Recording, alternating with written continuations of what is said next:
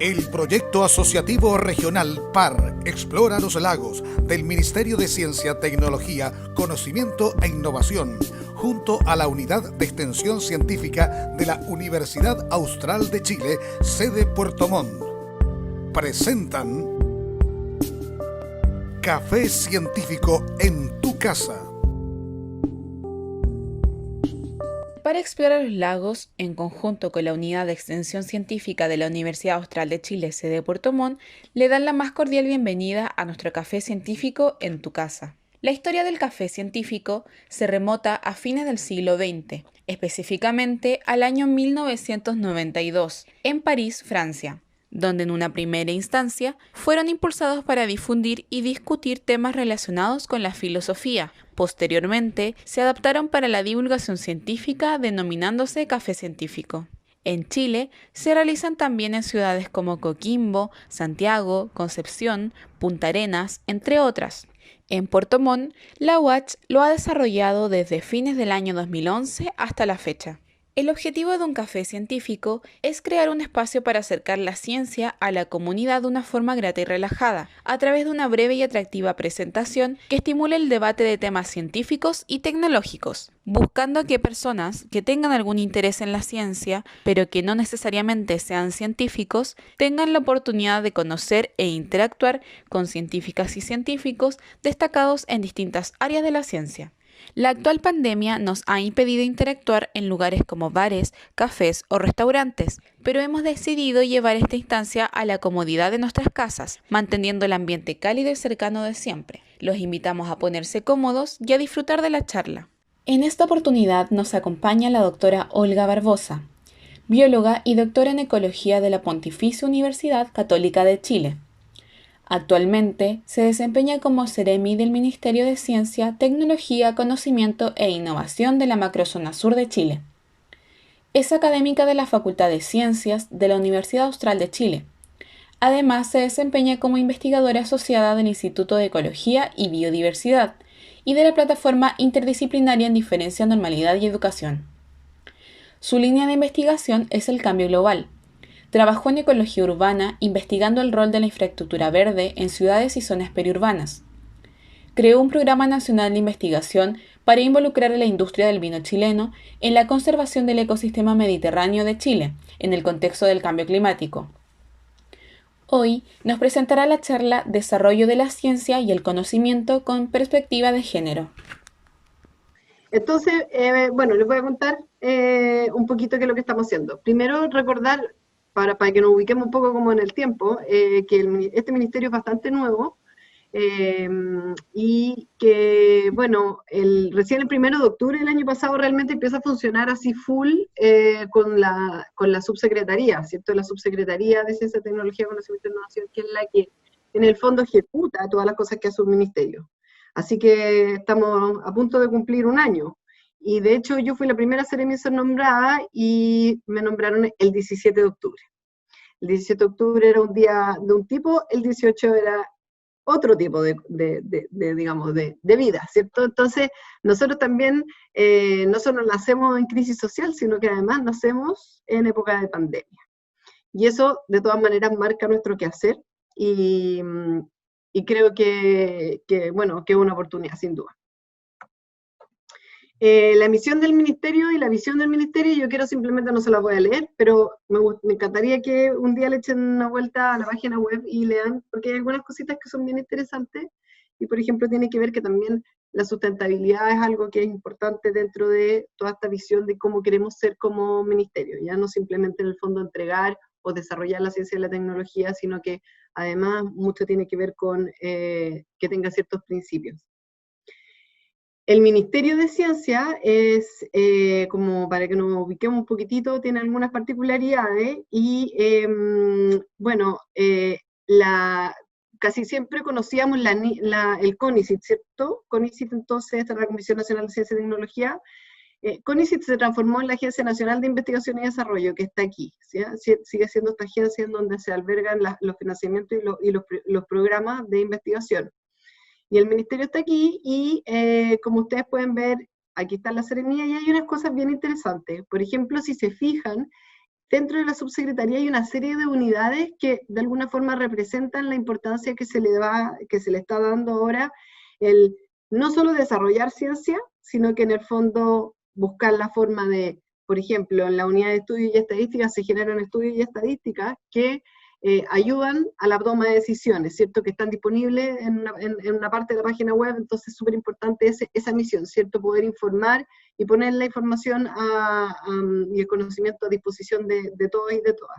Está la división de política y articulación, porque nos interesa saber cómo tenemos que llevar ese conocimiento a la toma de decisiones, que eso no es tan fácil y hay que desarrollar políticas para eso también. La división de ciencia y sociedad, en donde está Explora, y donde está ciencia pública, que en el fondo son estas dos ramas de esta división que pone también en valor la divulgación científica y también cómo la divulgación científica en el fondo pasa a ser parte importante del quehacer y del desarrollo escolar. Y bueno, y las otras divisiones que tienen los ministerios normalmente. Y también tiene otra particularidad, que son las seremías. Y las seremías, que son las secretarías regionales ministeriales, en este caso, y por los primeros 5 años de conformación de este ministerio, son macrozonales. Y además tiene otra particularidad. No solo que somos 5 mujeres, sino que además somos 5 investigadoras y somos todas científicas y científicas activas en el fondo. En la zona norte está Margarita Lai, ella es viróloga y sabe mucho de vacunas, de hecho está en el comité de vacunas, y tiene 4 regiones como pueden ver aquí. Después está la macrozona centro, que tiene Coquimbo Valparaíso, donde está María José Escobar, y María José es ingeniera civil y es doctora en procesamiento de imágenes, experta en robótica y inteligencia artificial. Después está Paulina, que está en la macrozona centro-sur. La Pauli es física y es doctora en astrofísica, y tiene también 4 regiones a su cargo. Después estoy yo, que soy ecóloga, soy bióloga y tengo un doctorado en ecología, y después tenemos a la Pame, que ella es bióloga marina, pero experta en ciencias antárticas. Ella trabaja con hielos y microorganismos que viven en el hielo. Así que ella es la reina de los hielos y de la Antártica, y ella está a cargo de Magallanes y de ICE. En cada una de las seremías se nos dio la libertad, obviamente que tenemos ciertos lineamientos que tienen que ver con el ministerio, por supuesto, ¿no? Que son las líneas centrales, pero también se nos dio la libertad de elegir o de desarrollar un plan estratégico que yo al menos llamo que tiene que ver con una instalación que tenga una estrategia, pero con principios. Y los principios, más que una estrategia clara, tiene que ver con los principios que yo pongo acá. Por ejemplo, que nos instalamos en un cowork, así que van a haber gente pasar por atrás, poca porque estamos en pandemia, y están todas las medidas de seguridad en los pasillos, pero en el fondo nuestra oficina está dentro de un lugar donde hay muchas otras oficinas. Compartimos el baño, compartimos la cocina, y la idea de eso era, bueno, sigue siendo, esperemos que nos podamos ver pronto, pero básicamente era poner esta oficina regional en un lugar que estuviera accesible a todas las personas que estuvieran relacionadas con el ambiente científico-tecnológico, y también a todos aquellos que quisiesen venir a conocer que lo quisiéramos. Queríamos estar en el fondo disponibles. Y por eso estamos en un espacio como ese. Lo otro que es importante para nosotros es que, dado que obviamente tenemos que fomentar el emprendimiento con base científica tecnológica como uno de los principios y de las misiones del ministerio, hemos decidido que queremos fomentar, sobre todo darle prioridad a los emprendimientos científicos tecnológicos que también tengan un componente de innovación social y de equidad. Y así, por ejemplo, tenemos proyectos importantes que están asociados a, no sé, por ejemplo, laboratorio de prototipaje que ha estado haciendo acá en la región de Los Ríos, ciertos ventiladores mecánicos, pero en esa fase tenemos 2 niños, ya 2 jóvenes, egresados del CIP-CRC de Los Ríos, que están trabajando y ahora están integrados como parte del equipo en ingeniería. El CIP-CRC, el Centro de Reclusión Provisoria del CENAME. ya son egresados de ahí, aprendieron un montón de cosas que tienen que ver con tecnología, y entonces la idea, o sea, no es la idea, ahora están integrándose, ya llevan varios meses trabajando en ese laboratorio de prototipaje, haciendo cosas con el resto del equipo. Queremos generar acciones que acorten la brecha en el acceso al conocimiento, porque sabemos que de ahí emergen muchas de las desigualdades que hoy en día tenemos, articular otras instituciones para poder hacer sinergias. Por ejemplo, obviamente ahora estamos trabajando un montón con salud, pero también estamos trabajando con educación y estamos trabajando con, no sé, por el Ministerio también de Desarrollo. Van a ver que toda esta estrategia está asociada al Ministerio de la Mujer y Equidad de Género y obviamente al de Educación. Y bueno, y obviamente contribuir al desarrollo de la instalación de esta política de igualdad de género. ¿Por qué nos parece tan importante tener como una de las líneas prioritarias el tema de igualdad de género en el ministerio? Es porque, no sé si ustedes han escuchado estos tipos de declaraciones, ¿no? Por ejemplo, proyectando las tendencias actuales del futuro, la brecha de género en todos sus aspectos se cerrará en 99.5 años, ¿ya?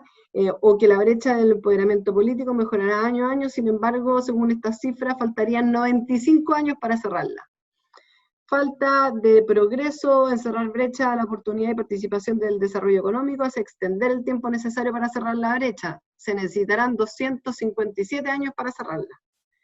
O sea, con este tipo de, digamos, de statements que vienen, ¿cierto?, de grandes reportes, o sea, es como para irse para la casa realmente, por decirlo de alguna forma, ¿no?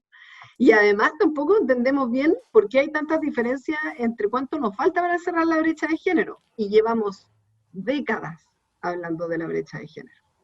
Entonces nosotros queremos ir un poco más allá y actuar frente a eso, tanto en el ministerio como en la investigación que van a ver más adelante, en donde no nos dedicamos a definir o más bien como describir la brecha de género, sino más bien buscar las formas del por qué se produce esa brecha. Si miramos la cronología de los premios Nobel, por ejemplo, aquí solamente, así en grosso modo, no miren los detalles, el amarillo son hombres, en azul están, o sea, violetas son las mujeres, es como entre un violeta y un azul, y en gris son instituciones.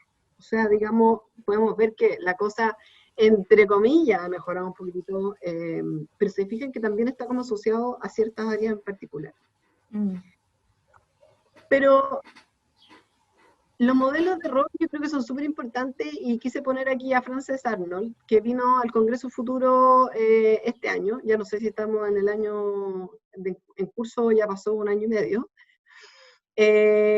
y cuando ella vino, ella fue el Premio Nobel de Química el 2018, y cuando ella hizo su presentación acerca de qué es lo que, digamos, cuál era su investigación, y fue súper interesante como en ningún momento deslizó siquiera, aunque por supuesto los que estábamos en el público sabíamos, de que ella era premio Nobel.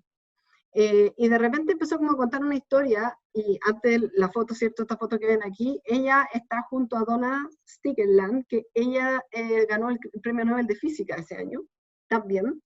Y como la forma de cómo contó, en vez de decir como, bueno, pero sabemos que somos tan pocas mujeres y justo ahora éramos dos y no sé qué, y como que en el fondo que viniera un poco como desde la queja, lo contó con un humor increíble y cuenta que fue a una fiesta con una amiga y entonces mostraba una foto y de repente uno se da cuenta que la fiesta era bastante elegante y bueno, era cuando recibieron las dos el premio Nobel, ¿ya? Y habló también de la importancia en el fondo de como este compañerismo, no trabajaban juntas antes, pero hoy en día dan bastantes charlas. Y yo por supuesto que obligué a mi hija a que faltara al colegio y fuera se acercara a sacar una foto, que era algo que le da una vergüenza terrible, por supuesto, que son las cosas que a uno no le gusta que haga cuando es chica, pero yo dije, bueno, cuando sea grande, se acordará que conoció a Frances, que además fue súper amorosa con ella y le estuvo conversando un buen rato. Ahora, ¿cómo andamos por casa? Porque si nos ponemos a pelar los premios Nobel, ahí nos podemos quedar, ¿no? Nosotros hemos hecho un diagnóstico bien, lo más exhaustivo posible con los datos que existen en el Ministerio de Ciencia, y también datos que tienen que ver con este observatorio, todavía no se llama observatorio, pero la Unidad de Estudio y Estadística, y que nos cuenta que, por ejemplo, a temprana edad, teniendo las mismas habilidades, las niñas en Chile comienzan a percibirse en sí mismas como peores para las matemáticas y ciencias en comparación a los hombres, ¿ya? Y además reportan tener un mayor temor al fracaso. sea que tenemos brechas a la temprana edad. También esto se entiende que tiene que ver con sesgos en el aula y en el hogar, porque por ejemplo se sabe que estudios, ¿cierto?, muestran que el 50% de los padres espera que sus hijos estudien carreras STEM, ¿cierto?, de ciencias, tecnología, matemáticas y ingeniería, mientras que solo el 16% espera lo mismo de sus hijas, mujeres.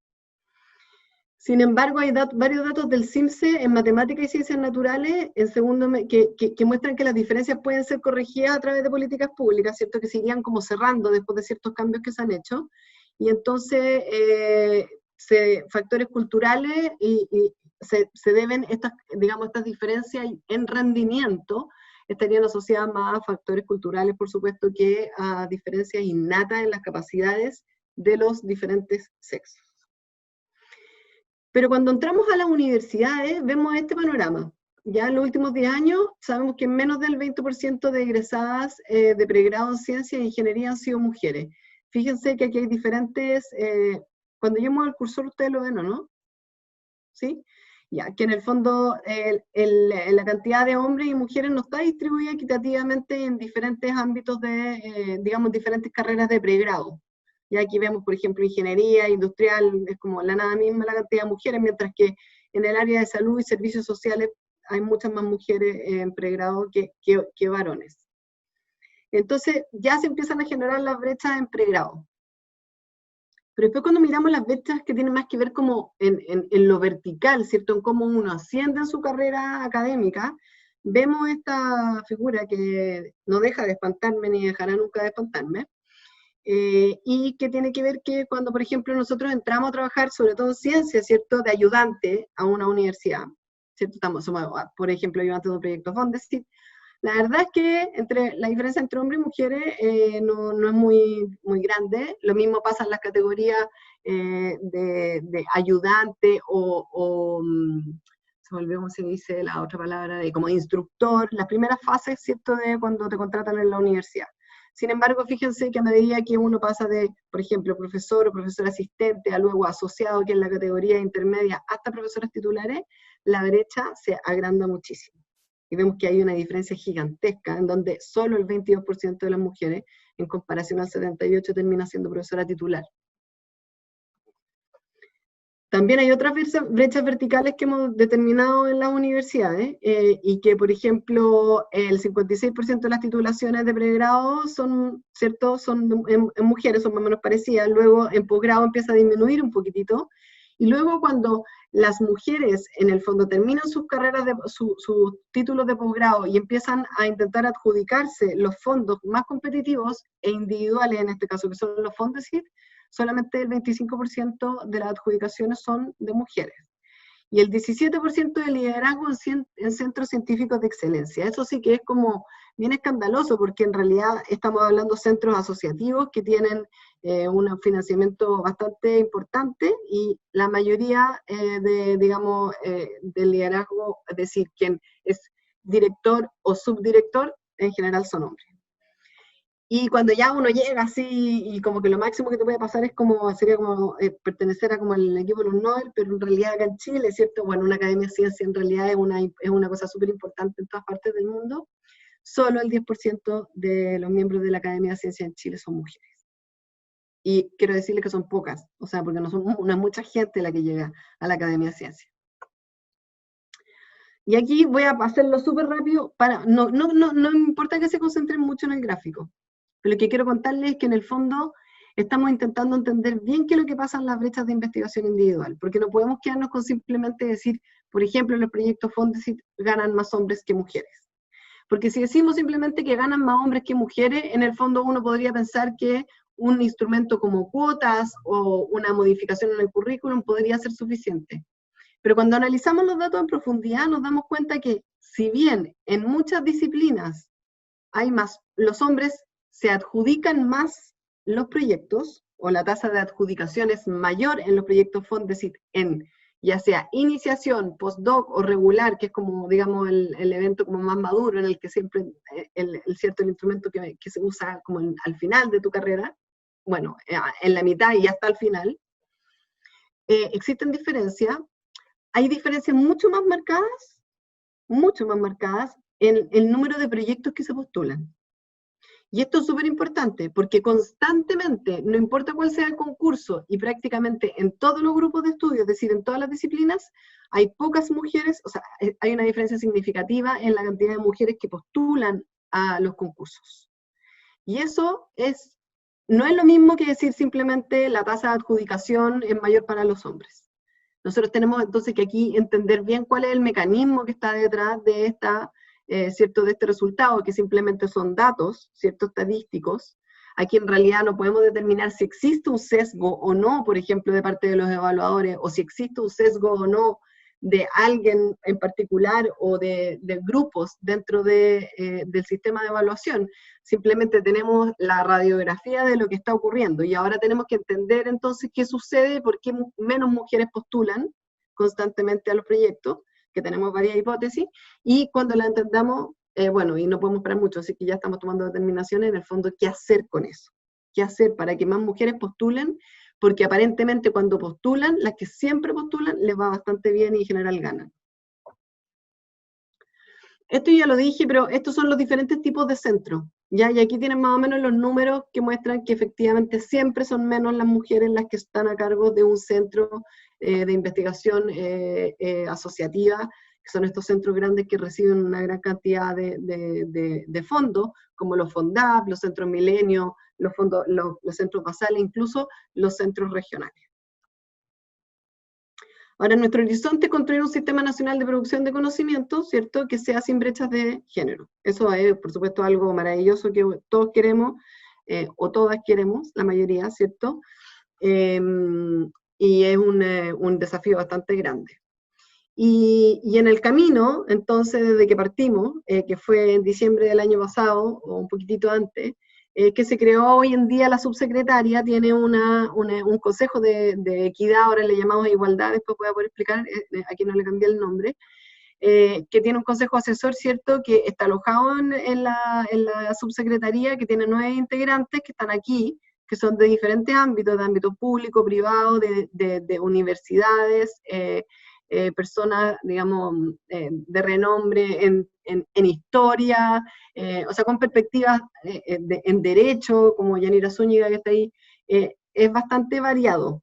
Y además tenemos un consejo, como una secretaría ejecutiva y un consejo permanente, que está aquí, que ustedes pueden ver que, por ejemplo, está la directora ejecutiva de la NID, la directora del programa Explora, yo represento a la Ceremi, y, o sea, digamos, como la voz regional, y tenemos una representante del Ministerio de Educación, y en general la representante del Ministerio de Mujer es la subsecretaria. Entonces, este consejo funciona constantemente, una vez, casi 2 veces al mes nos juntamos, pero el comité ejecutivo es casi una vez por semana, y entonces estamos revisando y proveyendo antecedentes para tomar decisiones. Nuestra idea es hacer una construcción participativa de la política, y por eso es que ya hemos hecho diferentes encuentros. Estamos al debe todavía, porque después llegó la pandemia, nos falta ir a Los Lagos y a Araucanía, a mí me falta. Ya hicimos un encuentro en Valdivia en diciembre, fuimos la primera región que tuvo este encuentro, y además tuvimos un encuentro virtual con varios representantes de diversas universidades de la macrozona hace poquito. Y en enero del 2020, o sea, de este año, entonces lanzamos esta política de género y la lanzamos en el Instituto Nacional, que justo este año, ¿cierto?, partía, bueno, no presencial, pero se abre, ¿cierto?, a que nos pareció que era un espacio bastante simbólico para lanzar la política o la hoja de ruta de igualdad de género. Tenemos 3 ejes de acción, uno que tiene que ver con, no voy a entrar en detalle, pero tenemos un observatorio. Estamos generando un observatorio de datos, porque una de las cosas que nos hemos encontrado cuando queremos analizar y poder tomar buenas decisiones es que la forma, por ejemplo, en cómo se preguntaba sexo o género era desordenado, a veces no se preguntaba, entonces no tenemos que mejorar la calidad de los datos para poder tomar mejores decisiones. Ahora tenemos datos de Fondesit, por ejemplo, como les mostraba, pero en el fondo no de todos los instrumentos. Y además no tenemos que pensar solo en los instrumentos que tienen que ver con ciencia, sino también con desarrollo de tecnologías, por ejemplo, de innovación. Y ahí también entonces es importante este observatorio de datos que se genere. Vamos a tener también mayor acceso y participación a las mujeres a través de acciones afirmativas, protocolos antiacoso y capacitación de evaluadores para poder incrementar más mujeres. En la academia también se está pensando hacer una cátedra, es decir, que haya por decirlo así, una cátedra, una contratación, ¿cierto?, de mujeres en ciertas universidades, y eso sea un honor, obviamente, ¿no? Pero en el fondo que nos permita poder posicionar a las mujeres y introducir más mujeres en el sistema. Y obviamente lo que tenemos que lograr es un cambio cultural, que esto es mucho más complejo que simplemente, entre comillas, generar estas nuevas acciones. Aquí hay algunos fondos del Ministerio de Ciencia que todos tienen ahora, este año son tantos funcionando, y todos tienen un componente de género. A eso nos referimos con perspectiva de género. La mayoría tiene entonces todos estos instrumentos que son nuevos o que están como reloaded, tienen una acción afirmativa para género. Y en la NIT, que son los proyectos que han existido durante mucho tiempo, por ejemplo, se instauró ya en el Fondo de Iniciación, y la idea es que así sea para todos los concursos, la evaluación ciega, porque sabemos que los currículums siempre van asociados al proyecto, entonces es bien fácil saber si es que hombre o mujer, ¿cierto? Uno ve la persona con el proyecto, y los sesgos los tenemos tanto hombres como mujeres. Por lo tanto, o sea, la evaluación ciega debiera de corregir alguno de esos sesgos, también los regionales incluso.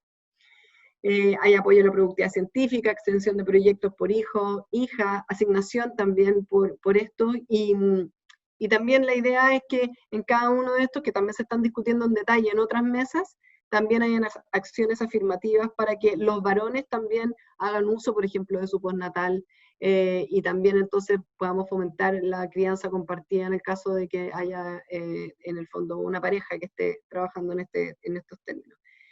Criterios de desempate que son de mujer, y una cosa bien interesante que tiene que ver con liderazgo y equilibrio, composición de equipo. Se han tomado determinaciones súper osadas, diría yo, este año, y por ejemplo en el concurso Milenio de institutos milenios, o el director, directora, subdirectora o subdirector tenía que ser mujer, o los dos o uno, si no, no podían ni siquiera postular. ¿Ya? Y eso es uno de los concursos más competitivos, y la verdad es que entonces ahora vamos a poder empezar a ver cuáles son los resultados.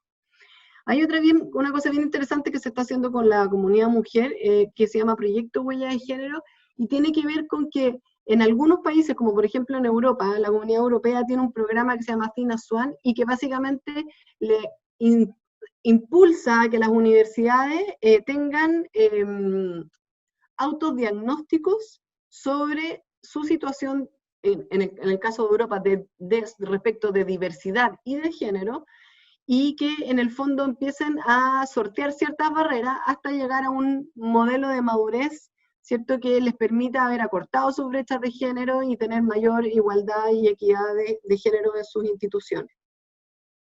Y esto es bien importante porque en el fondo nosotros quisiésemos que las universidades, en el fondo el día de mañana, en el fondo tengan, o sea, que postulen y se ganen los fondos públicos en las universidades o los grupos, ¿cierto?, que aborden estos temas. ¿Sí? No, la verdad es que ustedes deben haber visto en manifestaciones, en la calle, o en las redes sociales, cuando la gente dice, pero ¿cómo es posible? Hay un acosador que se ganó un fondo público, ¿cierto?, de investigación. Eso es algo que nosotros no podemos llegar y decir, oye, no, mira, este personaje no le vamos a dar un proyecto, pero más bien lo que queremos es que las universidades, en el fondo, tengan una buena gestión interna de estos temas, no solo que tengan como una unidad chiquitita de género por ahí, sino que en el fondo tengan una división de género, que tengan en el fondo, que aborden el problema de manera cada vez más compleja y más completa. Y a través de eso, en el fondo, mejorar el sistema para que quienes postulen finalmente sean instituciones que tienen en orden esos temas. Aquí tenemos una carta Gantt, pero solamente se la muestro para que sepan que tenemos así como el acelerador bien puesto, y que queremos que para en enero, o sea, un año después del lanzamiento de la ruta de género, tengamos la política de género. Y esta va a ser participativa, y como ustedes pueden ver aquí, hay ciertas, aquí está marcado, ¿cierto?, sobre la consulta pública y las mesas de diálogo que vamos a tener, así que ahí atentas y atentos, porque en el fondo vamos a estar llamando macrozonalmente para poder participar y para que nos puedan comentar las determinaciones y, digamos, la política que se está tomando. Ahora, obviamente, esto es lo que estamos haciendo en el ministerio y está basado en conocimiento, en investigaciones, y hay una en particular, que aquí ahora yo voy a entonces salirme un poco, sigo hablando como Seremi, por supuesto, porque uno no se puede desdoblar, pero quiero contarle un poco lo que hemos hecho en esta plataforma, en este proyecto de investigación, y que en el fondo habla un poco como de cuál es no la teoría que está por detrás, sino que una forma de investigar y de preguntarse cómo el género, ¿cierto? ¿Cómo ocurre esto de hacer investigación con perspectiva de género? El proyecto es un proyecto de investigación de la herramienta de los anillos. En general los anillos entonces siempre invitan, es un anillo de ciencias sociales y los anillos siempre invitan a desarrollar temas interdisciplinarios y que sean súper de frontera. Y se llama, como para hacerla corta, se llama la norma de género. Y aquí están todos los integrantes del programa, del proyecto, somos los investigadores titulares, y como ven es un grupo bastante variado, equilibrado en género, pero también en disciplinas. Aquí hay psicólogos, expertas en educación, como la Claudia Matus, por ejemplo, antropología, humanidades, literatura, y bueno, aquí vemos, la rara soy más que nada yo, que soy bióloga, bueno, y Manuel, por ejemplo, él es abogado, pero también es geógrafo. Entonces, como que estamos ahí como hacemos como partner ahí a veces como un poco más hacia las ciencias naturales, pero en realidad es un anillo de ciencias sociales. Y aquí vienen algunas definiciones que son bien importantes para nuestro estudio. Por ejemplo, ¿qué es lo que es género? Y nosotros en las redes sociales tiramos siempre los lunes una pregunta, ¿ya? Género entonces es el resultado de pensar el mundo sometido a un sistema binario normativo. O sea, primero estamos asumiendo que existe hombre y mujer. Y esto entendido como grupos distintivos y complementarios, ¿ya? Esta es como la definición de género, porque en realidad no estamos hablando de sexo y además estamos asumiendo, en este contexto, que el género es binario. Y hay muchas investigaciones en antropología, en arqueología, en ciencias naturales, que muestran que de hecho el género no es necesariamente binario, ¿ya? Después, en otras palabras, entonces, las diferencias de género que nosotros vemos, y que en el fondo pueden producir todos los patrones que yo ya les mostré, por ejemplo, en el sistema de ciencia y tecnología, entonces observamos y tomamos como estas percepciones de género y de diferencias entre género que observamos y tomamos como reales, son productos y no la causa de la idea normativa de género. Eso significa entonces que como pensamos definimos que hay hombre y mujer y le asociamos ciertas características a hombre y mujer, entonces vemos las diferencias que vemos en los patrones. Y eso es una forma diferente de cómo pensarlo. Entonces, como resultado, la ideología de las diferencias naturales entre hombres y mujeres, o la ideología de los sexos opuestos, ¿cierto?, las biológicas, se asocian a normas, en realidad se están asociando a normas sociales específicas que presionan a hombres y a mujeres a conformarse de manera y a comportarse de manera diferente. Y entonces es así como vamos perpetuando las diferencias de género. Porque a nosotros nos enseñan a ser de una cierta forma, hay una cierta presión social para que nosotros seamos de una cierta forma. Ahí ya les voy a mostrar un ratito.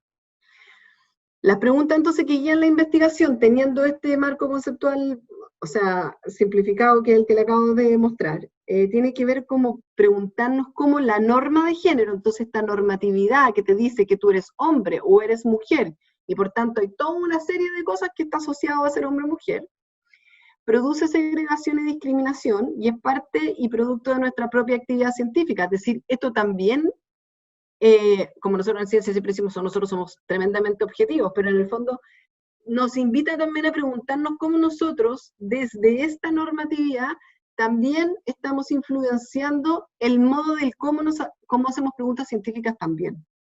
No estoy diciendo que las mujeres vayamos a hacernos preguntas científicas que son, por ejemplo, más asociadas a ciertos temas necesariamente, pero sino también cómo, no la norma de género, pero otras normas dicotómicas son aplicadas al pensamiento científico, a la forma de preguntarse las cosas.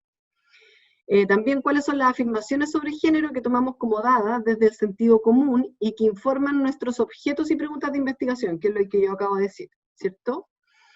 Son nuestras investigaciones potenciales para lograr la equidad o igualdad, o siguen sosteniendo sistemas de diferenciación.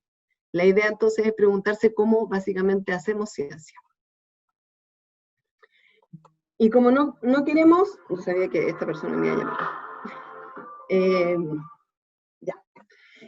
Y como no queremos que en el fondo perpetuar estas diferencias gigantescas que tienen, o sea, digamos, estas brechas de acceso al conocimiento, es que es 1/3 del proyecto, del programa, ¿cierto?, de LNDE, está dedicado a la transferencia y también a la transferencia para la divulgación y para la generación de políticas públicas.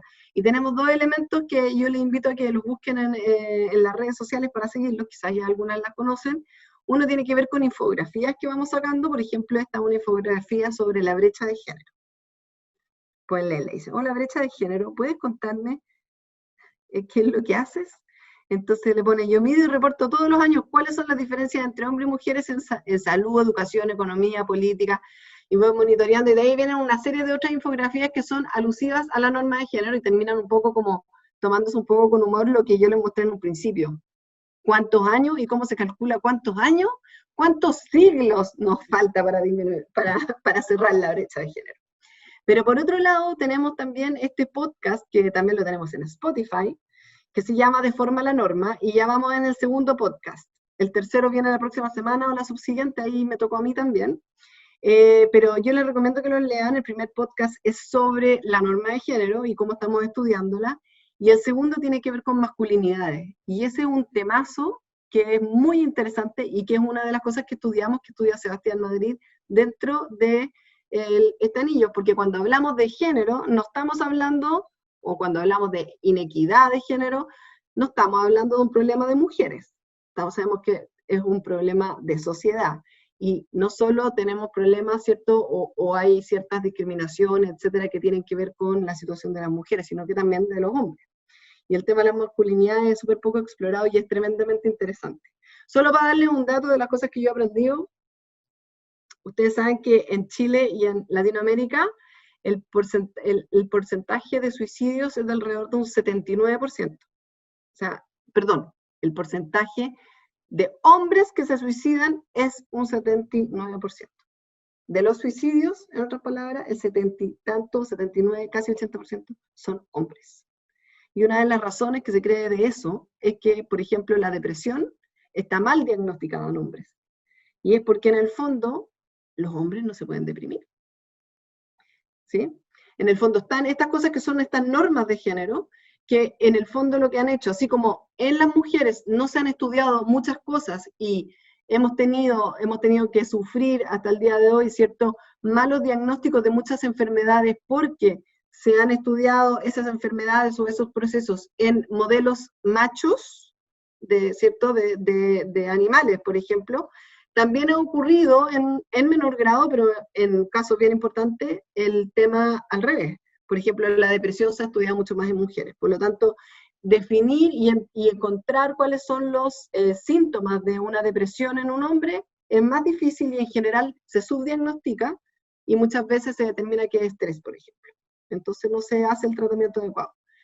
Para saber más sobre todas las políticas, o sea, toda la investigación y luego políticas públicas que se han tomado erróneamente por no haber estudiado bien con perspectiva de género, yo les recomiendo que lean el libro de Caroline Criado, que se llama The Invisible Women, y estoy casi segura que hay una versión en español, y que cuenta al menos 8 grandes casos, uno de ellos el de la cinturón de seguridad, yo me imagino que lo saben, que toda la vida digamos, el cinturón de seguridad se diseñó para modelos, ¿cierto? Estos modelos que se usan en las pruebas que tienen contextura de hombre, por tanto, no eran muy, ¿cierto?, seguros y protectores para mujeres. Entonces, ese libro cuenta varias cosas bien interesantes respecto de cómo, en el fondo, esas investigaciones sin perspectiva de género han terminado en políticas públicas que perjudican a las mujeres hoy en día y que en el fondo hay que cambiarlas. Y entonces aquí en la infografía, esta infografía cuenta entonces cómo se produce la norma de género, y por eso dejé esta infografía en particular, ¿cierto? Dice la norma de género ordena a hombres y mujeres en un sistema binario normativo, entonces, que regula las dimensiones económicas, políticas, biológicas, sociales y culturales. Y entonces, cuando decimos binario, sistema binario, nos referimos a que hombres y mujeres son pensados como opuestos, es decir, diferentes, con atributos y cualidades excluyentes, pero que al mismo tiempo ambos se complementan. Y aquí tenemos una infografía de, por ejemplo, las cosas que se asumen, ¿cierto?, socialmente, cuando uno es hombre o es mujer, ¿cierto? Entonces, a los hombres y a mujeres se les asignan ciertos atributos y cualidades.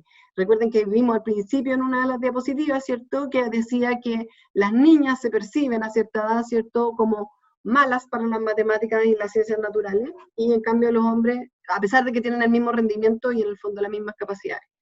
Pero es cierto, a los hombres se les determina que son violentos, que son independientes, autónomos, brutos, ruidosos, irracionales, súper racionales. Mientras que las mujeres somos emocionales, ¿cierto? Sumisas, calladas, vulnerables, delicadas, pasivas, limpias. Entonces, ¿qué es lo que ocurre con eso? Que cuando uno no cumple esas normas, por ejemplo, una líder, una lideresa, podría ser nombrada como una mandona. ¿Quién no ha escuchado eso, no? Oye, que es mandona la Olga. No, que histérica, Dios mío. No, es que es súper enojona. ¿Cierto? Son cosas que probablemente a un hombre no le dirían en un pasillo, o por ejemplo, hombres cuando, o sea, a varones que en el fondo no se les permite llorar, no pueden andar tristes, no pueden, ¿no es cierto?, no pueden ser vulnerables, y en el fondo, entonces, tanto hombres como mujeres, bajo este contexto, en el fondo no, es imposible que cumplan esos ideales, y por tanto el no sentirse aceptado y el generar discriminación es tremendamente fácil. Entonces, cada vez que un hombre y una mujer entonces sale de lo esperado, es cuestionado o es tildado de raro o rara. Y ahí aquí viene el nombre, ¿cierto?, de nuestra plataforma, que se llama Diferencia, Normalidad y Educación. ¿Qué pasa cuando yo determino que alguien, entonces, aquí como una norma, ¿cierto?, las mujeres se tienen que comportar de una forma? Aquí hay una mujer, ¿cierto?, que así como que es la que dirían trabajólica, ¿cierto?, haciendo mil cosas a la vez con el teléfono, el computador, mientras que vemos a un hombre al lado, ¿cierto?, haciéndose cargo de una guagua, un cría, y como que sería como, qué tierno, ¿no? Por decir alguna barbaridad. Pero básicamente, aquí ambos, ella y él, son raros, son distintos. Y eso tiene una serie de consecuencias.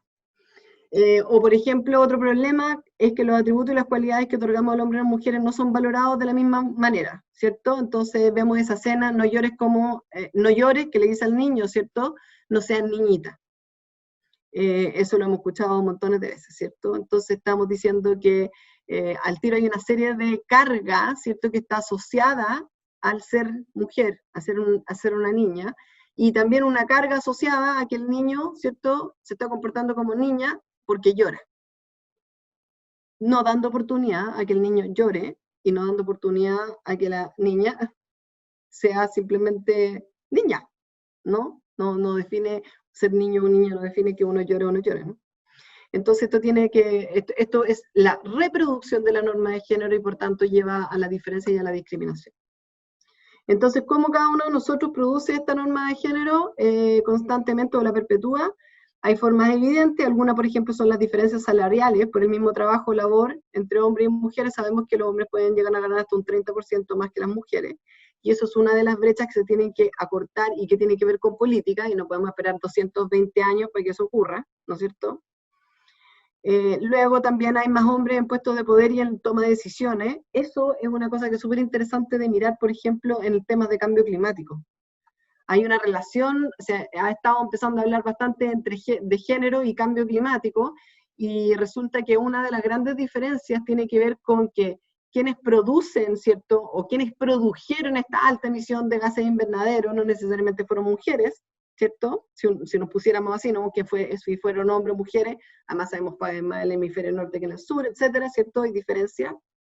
Quienes se ven más expuestas a los efectos del cambio climático en general son mujeres, y los voy a llevar a un ejemplo súper concreto.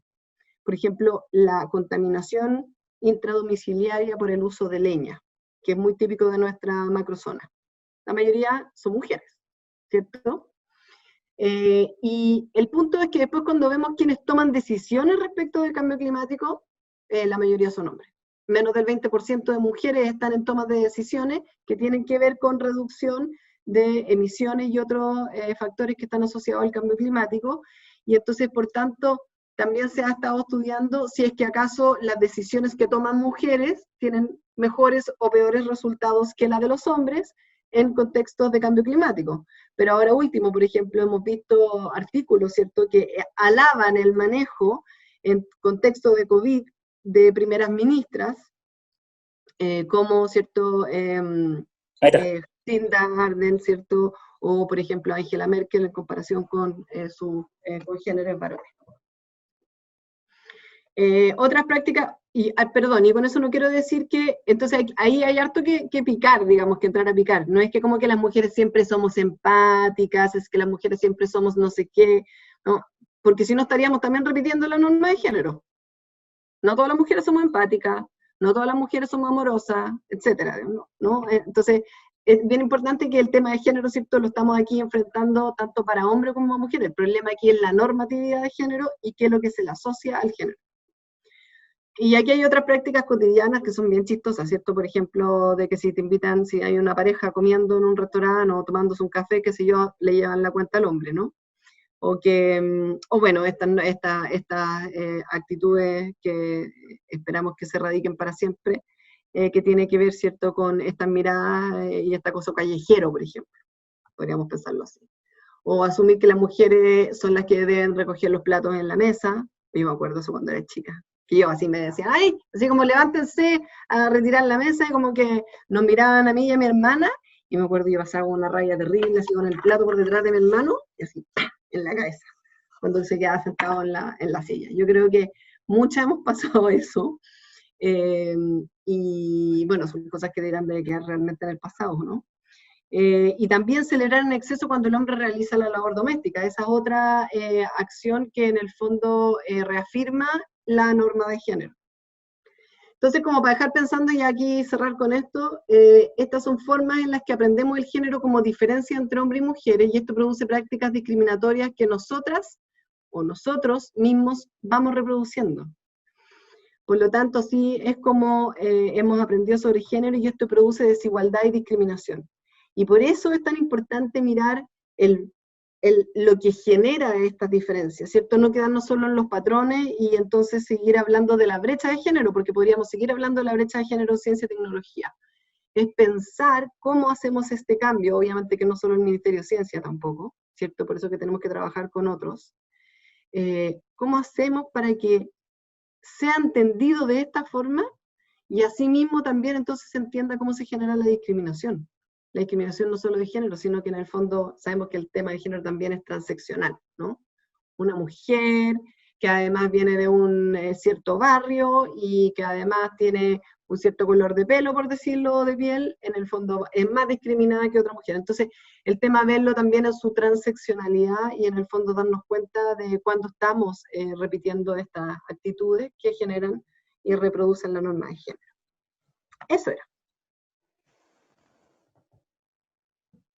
Muchas gracias. La verdad es que estamos encantados de haber podido tener esta conversación con la Ceremi. Para nosotros como proyecto asociativo regional Explora los Lagos es súper importante contar con una Ceremi que pueda de alguna manera coordinar estas dos regiones y todas las acciones que desarrollamos en el Par Explora en estas dos regiones. Y súper interesante, nosotros habíamos tenido ya la instancia en otro café científico hace un par de años atrás, pero este mundo y esta gigantesca brecha con estas cifras también que nos has compartido, Olga, en la que estamos, y bueno, tenemos un largo camino que transitar. Se agradecen muchísimo también las infografías, están maravillosas, y vamos a tener entre todos y todas de a poco entender un poco más sobre esta temática para ver de qué manera podemos acortar esta brecha. Yo quiero dejarlos ahora con Rocío Visser. Ella es encargada del área de ciencias públicas justamente del Par Explora acá en la región, quien va a leer sus preguntas, va a tratar de resumirlas también, para que, Olga, podamos interactuar un poquito más con la Ceremi, ¿les parece? Hola, Rocío. Buenas tardes a todos, a todas. Parece que estoy con algún problema de internet, se me queda pegada la imagen a cierto rato, así que si me quedo estática, Gaby, tú me ayudas ahí, me apoyas un poco. Sí, agradecer enormemente la charla, creo que es tremendamente estimulante, y hay un par de preguntas, Olga, que hay muchos saludos desde el Liceo Bosque Nativo, a ver, de la UD de Chillán, a ver, si hacemos un barrido así rápido, digamos, se me van a quedar varios en el tintero, pero Ramírez Alarcón, desde la región del Maule, desde Valdivia, desde Frutillar, bueno, de todo el país, no están solo de la macrozona sur. Es que este Par Explora la lleva. Y hay un par, la lleva. Hoy hay un par de preguntas ahí que están relacionadas, al parecer, al tema del, por ejemplo, ¿Al tema de? anoté una que es identificando un poco las problemáticas de las distintas aristas que pueda tener este problema multivariable, ¿no? Entonces, ¿qué diagnósticos hay ahí desde esas variables? Porque si uno tuviera, digamos, un buen diagnóstico, pudiera abarcar a buen árbol te podrías arrimar para dar mejores soluciones. Entonces, ¿qué diagnóstico en concreto, por aquí pregunta Bárbara, cuáles son las hipótesis que tiene han identificado miedos al fracaso? Lo pone como ejemplo, Bárbara. ¿Se han podido identificar esas variables ya de pesquisar de forma más tangible las problemáticas, ¿no? ¿Qué hipótesis hay de eso? Bueno, voy a partir por esa en particular. Y aquí es súper importante de vuelta los datos, como hemos visto en la pandemia, como hemos visto en todo. Y por eso que es tan importante la labor del ministerio también. Los datos están incompletos, nos falta una parte importante que en el fondo saber cuál es el universo de mujeres que podrían estar postulando. Sabemos que postulan menos, ¿ya? Y creemos que, y también por experiencia, el fondo sí da miedito postularlo, porque en el fondo es un proyecto o sea, todos los proyectos son difíciles de ganar, pero en el fondo es bastante competitivo. Y una de las hipótesis puede ser, y no hemos podido hacer eso todavía por los datos, tiene que ver con comparar los currículums de hombres y mujeres.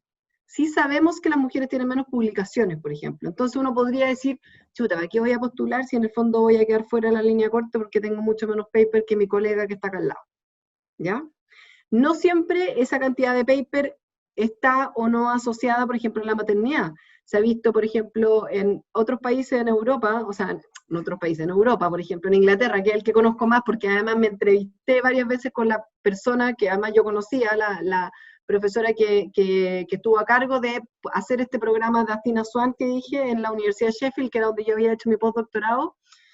En el fondo, uno se da cuenta también que la realidad son parecidas entre países, pero no iguales, y el tema de la maternidad no es un tema por el cual las mujeres, por ejemplo, desertan de la academia, que ese es otro tema que nos mostré acá, ¿cierto? No es la maternidad en sí misma, sino que en general tiene que ver con que las mujeres no están dispuestas a hipotecar su calidad de vida por un ambiente en la academia que no es de los más agradables, ¿ya? Entonces hay múltiples razones, y mientras no tengamos estudios interdisciplinarios, que es algo que ahora sí vamos a tener, ¿cierto?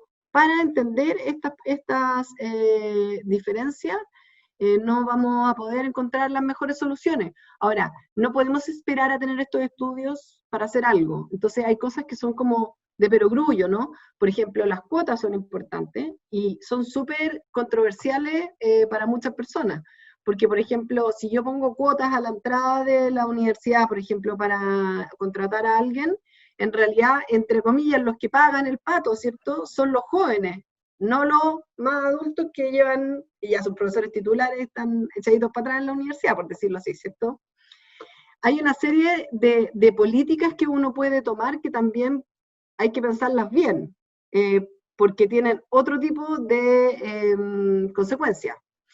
Imagínense que hipotéticamente, porque esto no se puede, ¿no? Pero imagínense que era como, que hiciéramos como toda la gente exigía como en las calles, ¿no? Para cuando inauguramos esto y cuando hemos hecho cosas como ministerio. Y no sé, pues, por ejemplo, no darle fondos a acosadores o personas, perdón, más bien individuos que han sido acusados de acoso sexual en sus instituciones. Bueno, podría pasar, por ejemplo, que si uno pusiera esa regla, aunque es inconstitucional, no se puede ya, porque ese acoso sexual desgraciadamente no es un delito, ¿cierto? Entonces, uno podría pensar que quizás entonces las universidades eventualmente no quisieran declarar personas, digamos, hacer las investigaciones respecto de acoso laboral, o sea, de acoso sexual, debido a que ciertos investigadores no podrían postular a los Fondesit, por ejemplo. ¿Ya? O sea, parece así como, pero en el fondo cuando uno toma una política, en el fondo no es tan fácil llegar y hacerla porque a veces toca otros ámbitos y puede tener como por decirlo así, como efectos secundarios.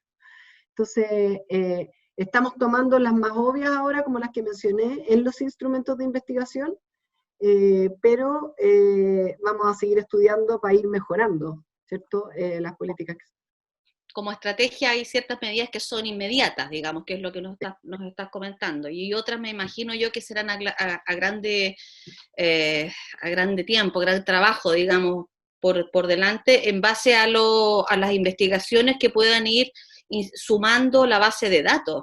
Y en ese sentido, si ya hay una identificación a una escala mayor de que la problemática es multifactorial, que tiene que ver con los distintos niveles de formación, o está presente en los distintos niveles de formación de todos, digamos, desde la formación inicial hasta la posgrado, ¿no? Postítulo, posgrado.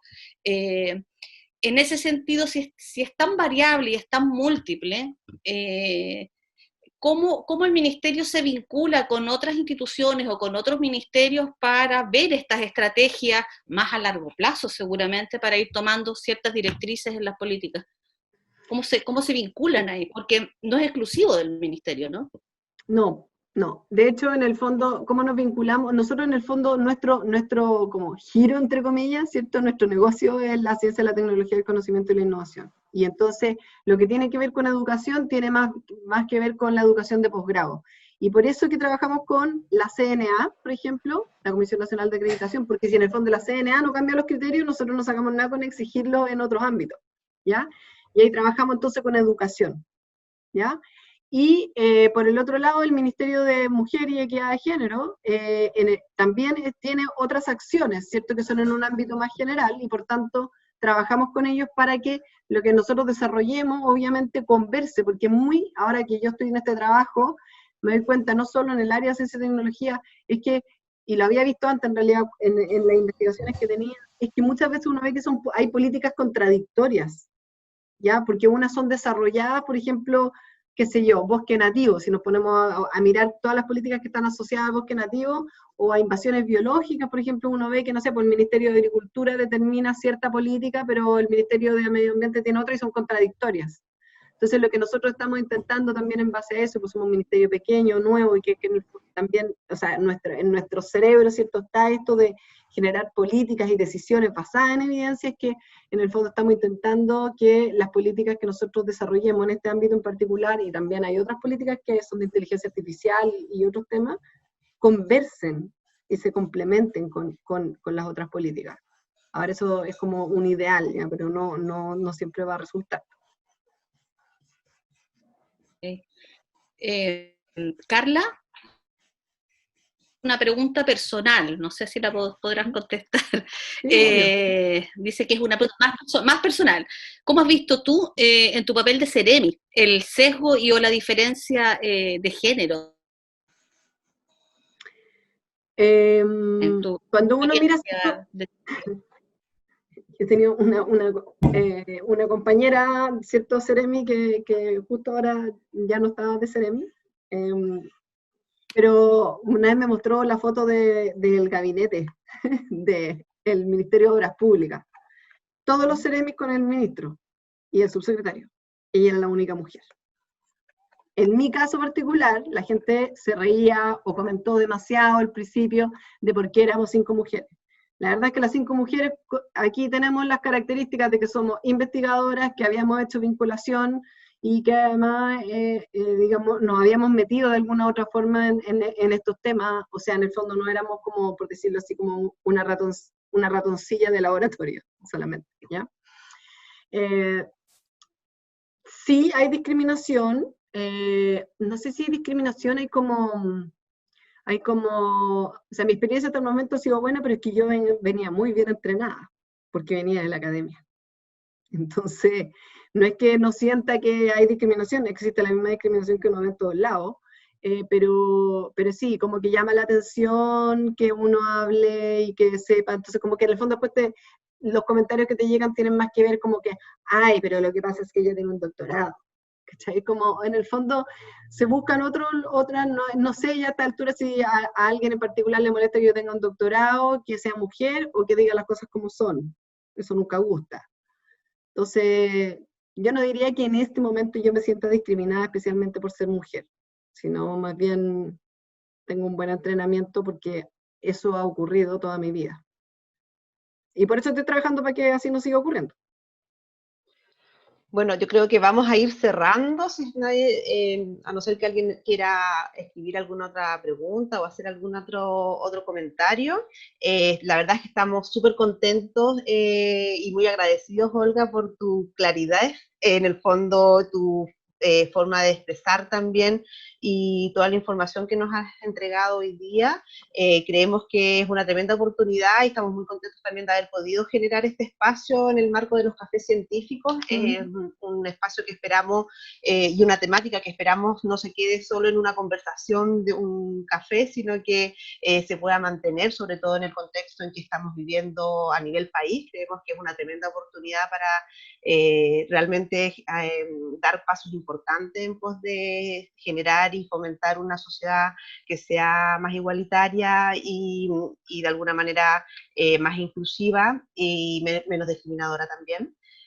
Así que la tarea, como ya nos comentaste tú, es grande, pero vamos avanzando y que no se quede aquí. Te agradece muchísimo, muchísimo nuevamente tu claridad y tu exposición. Acá hay un montón de agradecimientos, todos muy, muy contentos por la visión también. Y los esperamos ya para el próximo mes en este mismo canal. Vamos a mandarle la invitación a todos los que han participado hoy del próximo Café Científico. Les pedimos sí que puedan llenar, completar esta encuesta de satisfacción que mandamos por el chat, es súper importante, se los vamos a mandar a sus correos también, pero para poder retroalimentar esta instancia. Así que si no hay otro comentario, les damos la posibilidad también de abrir, si quieren, sus cámaras para darle, al menos de manera virtual, un gran abrazo y un gran aplauso a nuestra expositora.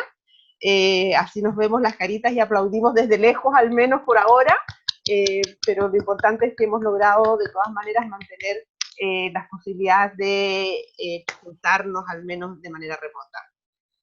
Oye, Gabriela, muchas gracias a usted. Y ahí ya que veo que está de vuelta la Cristina y mandó saludos, yo creo que hay que invitar a Cristina Dorador a que cuente la experiencia que ella tiene cuando va a trabajar al salar. Yo no lo conté hoy día, pero yo quedé muy impresionada, me invitaron a trabajar, son puras mujeres, y son un nivel de cooperación increíble en condiciones que de verdad que cuesta mantener el humor, porque hay muy poco oxígeno y hay mucho trabajo que hacer. Yo creo que sería súper interesante que la Cristina pudiese en algún momento contar y además mostrar esas fotos maravillosas de esos salares y del trabajo Fantástico. de como 6 compañeras mujeres que ahora además levantaron una red de microorganismos, para que aprendamos sobre microorganismos, que para que las sigan por ahí en las redes sociales. Así que gracias. Ahí la veo, la Cristina. Sí, ahí la estoy viendo, la anoté y vamos a mandarle, vamos a buscar en su correo seguramente al momento de ingresar para que nos pueda acompañar en un próximo café. Ya, espero que nos podamos ver pronto y esto vamos a seguir virtual por harto tiempo, ¿ya? No, así que mantengamos la calma y aprendamos a vivir como estamos, tranqui. Hay ¿Sí? que buscar las oportunidades dentro de la crisis. Al menos nos podemos juntar desde los territorios más alejados y conversar como hoy día.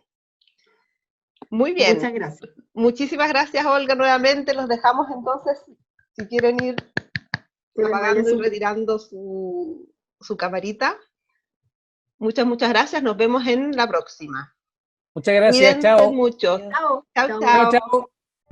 El proyecto asociativo regional PAR Explora los Lagos del Ministerio de Ciencia, Tecnología, Conocimiento e Innovación, junto a la Unidad de Extensión Científica de la Universidad Austral de Chile, sede Puerto Montt, presentó